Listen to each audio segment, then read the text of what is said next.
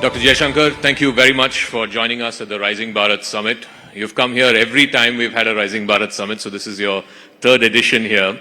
But I want to start off with something significant which some of our audiences may also be interested in knowing.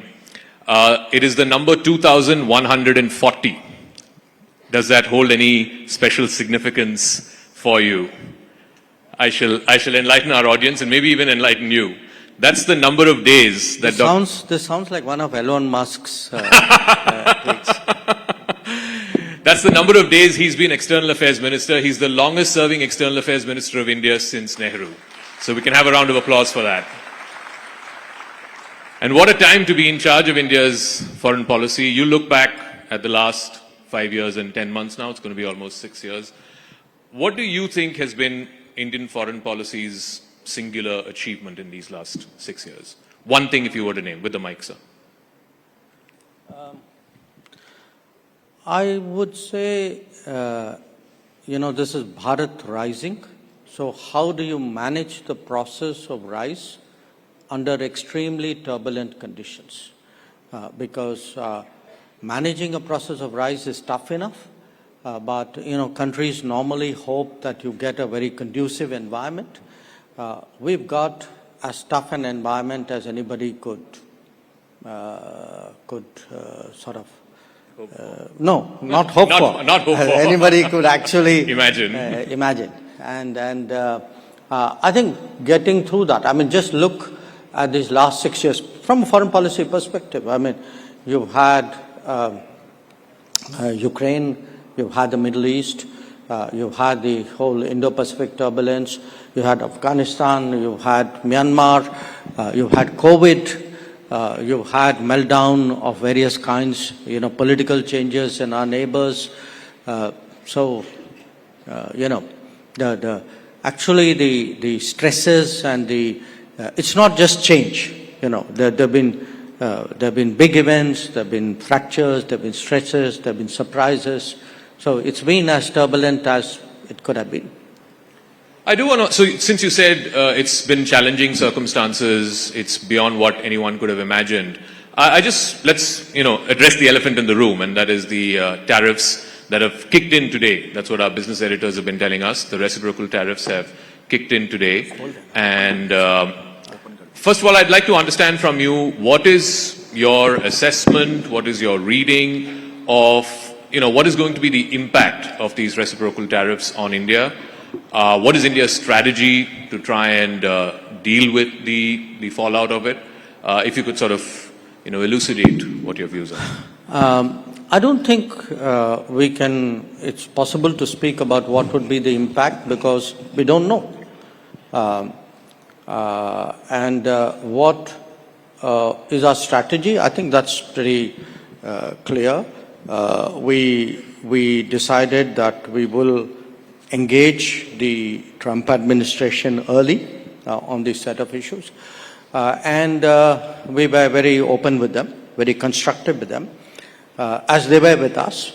What we agreed to do was to try to negotiate a bilateral trade agreement by fall of this year. To the best of my knowledge, and I could be corrected here, I think we are the only country after President Trump has assumed presidency the second time which has actually reached such an understanding in principle. So I don't know, every country, because every country is tariffed, okay? So every country in the world today is fashioning its own strategy of dealing with the United States. In our case, our strategy has a goal. And the goal is to see whether it's possible to actually deal with this situation by concluding a bilateral trade agreement. And I should add that in an interesting way, this has long been our objective. The present situation may have created the circumstances for such a serious conversation. But if you look at President Trump's first term, we were actually negotiating a trade deal which could not fructify. And if one looks even at Biden's administration, we discussed trade possibilities and we ended up with the IPEF initiative. They were very averse to doing a bilateral agreement. So from the Indian perspective, actually doing, working out something bilaterally with the United States is not at all a sort of a negative or a, sort of unwanted situation. On the contrary, it is something which has long been our objective. But tell me, Dr. Jaishankar, as you take a moment to drink water, you've been part of many bilateral negotiations, trade negotiations in the past. These things take time. You said we're hopeful that the BTA will be wrapped up by the fall. Two things.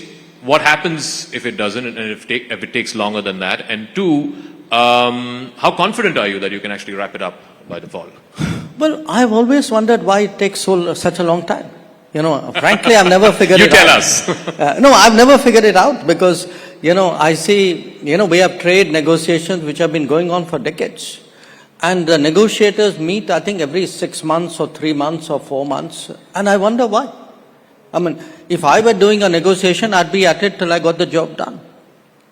And I think today, when I look back at the last, since the Prime Minister's visit, I'd say mid-Feb, so we're about 6 weeks since then, we've actually had multiple rounds in this period. I think we've had more periods,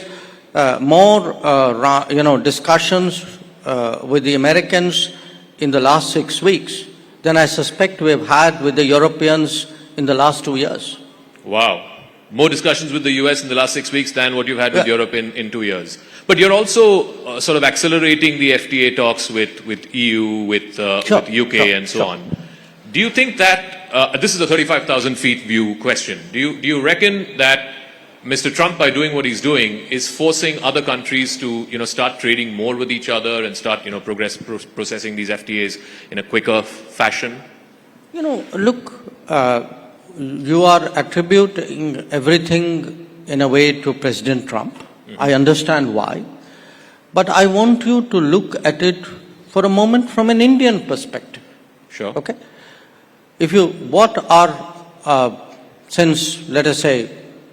Since the beginning of reform, 1990s, in 30 years, what are your FTA agreements? They're largely to the economies east of India, with the ASEAN, with ASEAN members, with Japan, with Korea, Australia, which is not the same.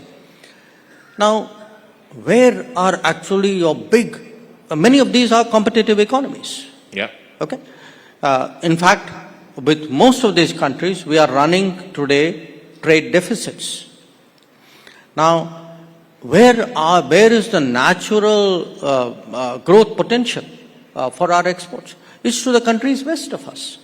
It's in the Gulf, it's in Europe, it's in the UK, it's in the United States, possibly in Latin America. And actually, those are the agreements which have lagged behind. So it's been our endeavor, I can tell you. I mean, from 2014, for example, we've been pressing the Europeans saying, look, can we re-engage, because we had stopped engaging. Then after Brexit, we responded very quickly to the UK's interest in reaching an agreement. We see an opportunity, in the current situation vis-a-vis the United States. These are, to me, really the priorities which we should be doing. We should be doing it in our own interest, not because some other president of another country says he's created a situation. I want to talk a little bit about Europe, because you had sort of become a bit of a lightning rod for them about talking about oil imports from Russia, saying how can you import from a country that's gone into war and invaded and so on. And you've laid out very articulately for India and for the rest of the world what India's position is. Now the same Europeans are scampering for an FTA with India. Do you see a double standard there? Or No. I think you're being unfair to Europe. Yes, you're being unfair to Europe. I think the Europeans were serious about an FTA earlier. It's just we haven't seen that kind of urgency. Maybe their way of working is different. So I can't expect everybody to be the same. So they take, typically they have taken much longer periods between between interacting with each other.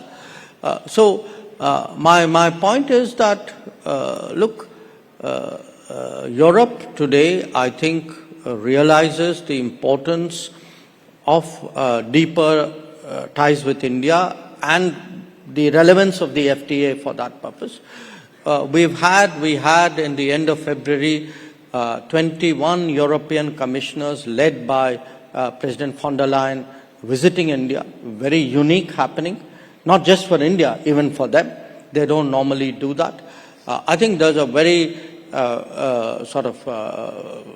serious message coming out of Europe saying we want to move forward on this. We welcome it, we reciprocate it, and I'm pretty confident that just as we are seeing a very intense engagement with the United States, and by the way with the UK as well, I expect the pace to pick up with Europe. We have an aspirational goal. We'd like to close out the FTA this year, but when we get there, we'll see. I want to talk about the neighborhood. Last time you were here at the summit, the big concern, the big talking point was the relationship with China, and you had said that the relationship is not normal, and we need to deal with the situation at the border for the relationship to become normal. Now there's been a disengagement process. The Prime Minister has met with the Chinese President. You've met with your counterpart, I think, on a couple of occasions since then. How would you describe the state of the relationship with China? How far away from normal is it? Well, it's obviously better than the last time I was here. Sure. I think the disengagement, particularly the Depsang Temchok, was important. We are now addressing, to some extent, issues on the border because there's been a force build-up over a period of years. But there were many other things which also happened during this period. Some of it was a collateral of the situation. Some of it was actually a carryover from the COVID era. For example, our flights, direct flights, stopped during COVID. They were not resumed. The Kailash Mansarovar Yatra stopped during COVID. It did not again resume. So I think there is work to be done. We are at it. We are, sort of trying to see whether a lot of this post-COVID and, parallel to the border tension, the combination of these issues, how much we can progress on this. We are looking at it because at the end of the day, we have always maintained that the situation which we saw between 2020 and 2024 was not in the interest of either country. It was not in the interest of our relationship. And I think there is a recognition of that now. So it's on the road to being normal again? Well, I think we are moving in a positive direction.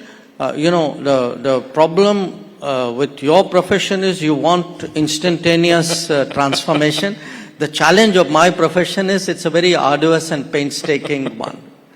I'm glad that we are sticking to each other's respective professions. But, because there's so much talk around trade and because President Trump has made that the point of conversation, you referred to, we have trade imbalances with a lot of countries to the east, right? Is this, you reckon, an opportunity, again, academically speaking, an opportunity for India to look at some of those trade relationships and say that, these imbalances cannot sustain? Just like America is saying that, an imbalanced trade relationship is not working for them. Well, we've had concerns. We have articulated those concerns. This is not my direct remit, but I have a visibility into it, and we work as a team within the government. I think one of the issues for us, for example, has been the review of the ASEAN-India Trade in Goods Agreement, ITIGA, which we believe has been unnecessarily prolonged. I think it's important for all countries today to realize that the nature of the global discourse on trade is changing. There are new parameters, there are new metrics of judgment. I think countries will do what they need to do to protect their businesses to protect their labor, to protect their societies. We cannot be an exception to it. So I think we have concerns with many of the countries east of us, countries with whom we have FTA arrangements and also countries with whom we don't. Prime Minister was recently at the BIMSTEC summit. You were there with him. It's the first time that he met with the new interim leader of Bangladesh, Professor Yunus. There's been a lot of concerns here in India about some of the statements that have been made by the leadership there, some of the goings-on the ground, whether it's attacks on minorities, so on and so forth. From within whatever you can divulge in the public domain, what did the Prime Minister tell Professor Yunus, particularly on this comment about India's northeast being landlocked and, Bangladesh being the gateway to the ocean, and also on the attacks on minorities, on both those issues? No, look, I think the main messages from our side, which came out at the meeting, one, that our relationship with Bangladesh, for historical reasons, is a very unique relationship. It's a very fundamentally a people-to-people connect. Much more so, perhaps, than any other relationship than I can think of. And that's something we need to recognize. So, it's not necessarily one of the garment of the day. Secondly, we have concerns. We have concerns about the rhetoric which is coming out of people in Bangladesh. We have concerns about radicalizing tendencies we see. We have concerns about the attacks on minorities. And I think we were very open about sharing those concerns. Again, as a country which, no country wishes Bangladesh well more than us. That's in our, I would say almost in our DNA, if you can say that. And as a well-wisher, as a friend, I think we hope that, they make go the right way and do the right things. And as a country with a, which has a democratic tradition, democracies require elections. That's how mandates are given and mandates are renewed. So, we hope that they go down that path. From well-wishers to not-so-well-wishers, I want to talk about Pakistan. Two questions. One, because this news just came this morning, the Tahir Rana, who's the convict in the 26/11 attacks, is likely to be extradited perhaps in the next 24 to 48 hours. So I want your comment on that. And second, this whole thing, Baluchistan seems to be in a bit of a flux, and Pakistan has resorted to its old, copybook that, India is doing this, so on and so forth. So on both those issues, I would like your there's nothing really new that I can say on the Tahir Rana issue. I mean, obviously, we welcome the decision of the American legal process. On the Baluchistan issue, look, I don't want to say anything. I mean, there is clearly a very disturbed situation there. People are suffering there. And if I say something, there'll be finger pointing. So I don't want to say it. But just on the principle that, every time India says there is terrorism emanating from Pakistan targeting India, you're met with a stone wall. Look, Zaka, I don't have to say it. It's visible. Even they say it. But it's not like I'm making an accusation and everybody in Pakistan is there saying, no, this is completely untrue.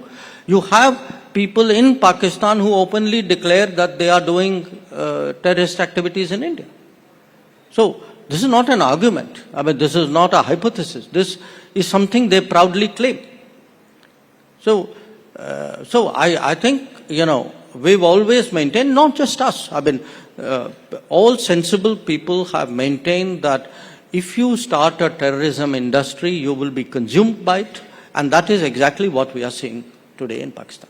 So at a time when, there's an acceleration for regional partnerships and so on, you don't see any future for SAARC, given if Pakistan does not change its tack and does not use or employ terror as an instrument of state policy? Well, let me pose that question to you. I mean, would you be okay if we were nice to each other in the morning and I come and attack your house at night? Certainly not. I mean, would you live with it? Certainly not.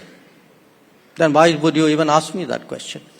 No, just in the context of SAARC. Let me also come to last few questions. The relationship with Canada. We've had a pretty, certain issues that plagued the relationship in the last couple of years. There's going to be an election there soon in the next few weeks. Are you considering reinstating the Indian High Commissioner in Ottawa? Is there anything moving in that direction post the election? Look, again, I'm very cautious in anything I would say publicly about Canada. They're heading for elections. I don't want a remark become an issue out there in their politics. For us, the direction in which ties have gone is something which, again, we believe has not served the interests of Canada. The kind of latitude that was given to people espousing extremism, secessionism, violence, if you import such people and encourage such people, it's going to have consequences in your own landscape. And what we were saying, in a way, the cautions we were uttering inside the room, unfortunately played out outside the room as well. So we would like certainly to see, after all, it's a big country, Commonwealth country with whom we've had, generally good relations. Yes, things, again, for almost exactly the same reasons had happened in the 80s. So to the extent that, we see them recognizing the problem and, not giving that kind of political space to such forces, if we would then naturally take that into account. I mean, I have no gain by having bad relations with Canada. I would like them, actually, I would like both sides to mend the relationship. But I would also like people to recognize that there's a real problem out there. And the problem is, the kind of space given to these forces. One final question. We're anticipating President Putin of Russia to visit India at some point this year. In this new emerging global order where, President Trump wants to end the war, he's talking directly to both Russia and Ukraine, how does India figure in this emerging matrix? Because India is one of the few countries, yesterday the Prime Minister was here, India is one of the few countries that can speak to both Russia and Ukraine and has good relations with both. We've had a very, I would say, both a sensible position and a helpful position.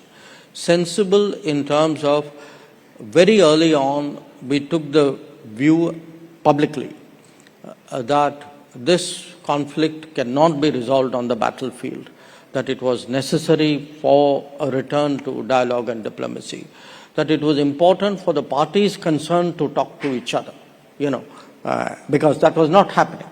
And there was actually a view at that time that everybody else will gather together and somehow produce a solution, and the other party, in this case Russia, would be confronted with that as a choice. Now, much of what we held in 2022, 23, 24 has actually come to pass. There's no vindication in it. I mean, in fact, if anything, there is regret that, so many lives have been lost, so much time has gone, so much damage has been done, not only to the countries, but to the global society and to the international economy. But, okay, now there is a greater understanding that we need, appreciation that we need to they need to engage each other. So, to the extent we can motivate that, foster that, encourage that, we would do that. Again, I maintain that we've always, what we said in Moscow was not different than what we said in Kiev and what we said in third places. And we've tried to, have conversations here, take those there with the approval of each party. And so that's one part of what we've tried to do. The other is, there have been different dimensions of this conflict which have popped up from time to time. Different countries have weighed in, and I think it's such a really serious issue. It's natural. It's not a single or a small number of countries. We approve of all of that. I think anything which any country can do or any group of countries can do to help, we welcome that. We've tried to do a few things ourselves. We weighed in with other people. It could be some of the nuclear-related issues, or it could be grain corridor, or whatever it is. But the objective is to help. The objective is not to put yourself ahead. I mean, we're not, actively searching for a role. But if, either of the parties or any other country comes and says, look, can you help out on this? We'd be open to doing it. All right, and I'll wrap up. I know you like cricket a lot. So these 2,140 days as the longest serving foreign minister post Nehru, you look at it as a test match, as a T20, as a one-dayer, or this is your career with an asterisk, not out. S. Jaishankar batting at 2-1-4-0, not out. No, I think on this one, look, it's been, again, it's been a very interesting heading to 6 years as foreign minister, but I treat it to some degree as a continuum of what I was doing earlier. In a way, I think the next few years will be extraordinarily challenging. It'll be challenging for the world. It'll be challenging for us as a country, precisely because we have to keep rising through all this clutter, through all these tensions. And to be associated with that process, to be given responsibility of that process, I think is a great honor, it's a great responsibility, and I'm very, very, grateful for it. We have the best batsman batting at not out on that. Thank you very much, ladies and gentlemen. Dr. S. Jaishankar, the External Affairs Minister.